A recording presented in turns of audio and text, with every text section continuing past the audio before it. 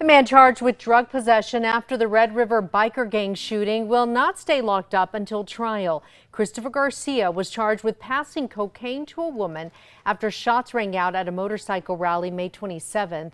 3 people were killed, 5 others, including Garcia, were hurt.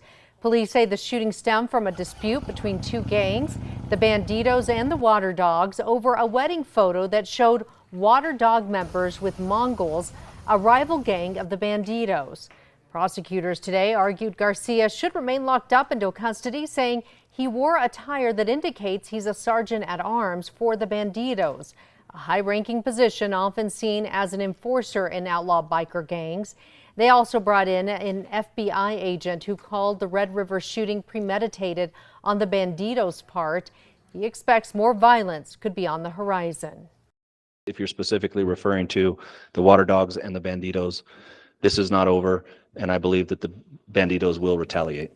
However, Garcia's defense attorney says the drug charge has nothing to do with the shooting, and keeping him in custody because he's a Bandito member is guilt by association.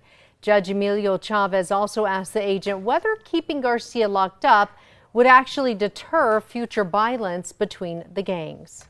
With what you've testified, just Mr. Garcia being in custody isn't going to change that the Banditos are likely to retaliate against the Water Dogs. I think it could change the timing of when it happens, sir. I think it's if the members, the individuals that were involved in this are incarcerated, they're not able to communicate with the other Banditos.